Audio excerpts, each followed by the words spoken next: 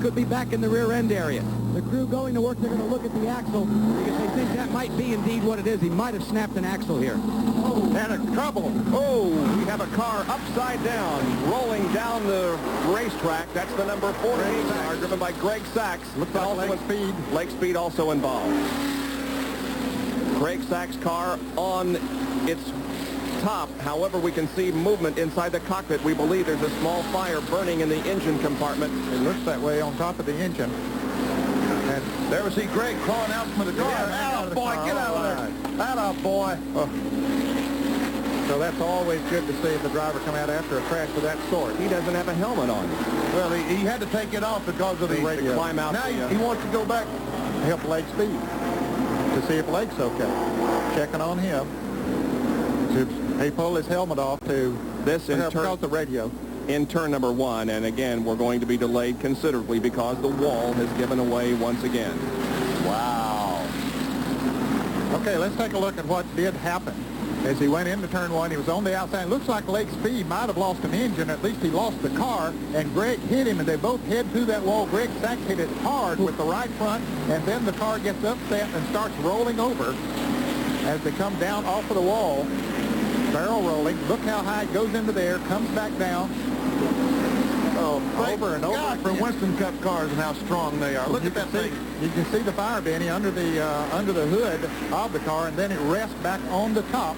And as we saw, then Greg Sachs was able to crawl out of there. The fire was he broke the carburetor when all those tumbles, and the fuel in the carburetor came out and ignited. That was not a big fire, but let's hope that Lake Speed can jump out of there just as quickly as Greg Sachs did. Greg Sachs is quite concerned about Lake Speed, and Lake has not come out of that car, and Greg is there standing beside it.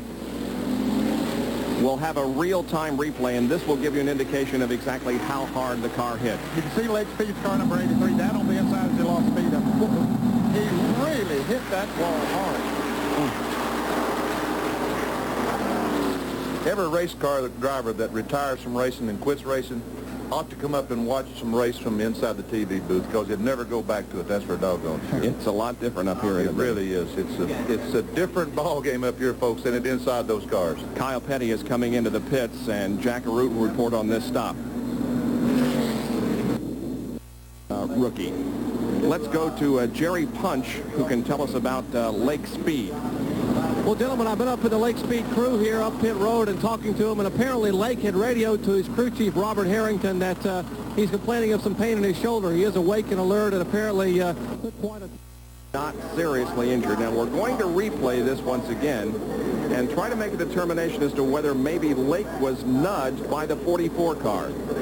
Well, it's very hard to tell because the 44 car is far enough behind him that it didn't look like that they touched, but Lake did go down to the inside, and then you can see he already locked his brakes, and that's when Greg Sachs hit him and carried both of them right up in to that boilerplate wall. What happened when Greg Sachs lost the car? The rear end went out going down in turn 1. He corrected for that problem. He turned back into the slide, and he turned the car when it came back. He couldn't save it the second time. It came back to the right and right in the side of the Greg Sachs car. And here is Greg crawling out of the car just a few moments after it landed. And Greg is okay, but what a ride he took. And Pocono race officials... And let's watch him.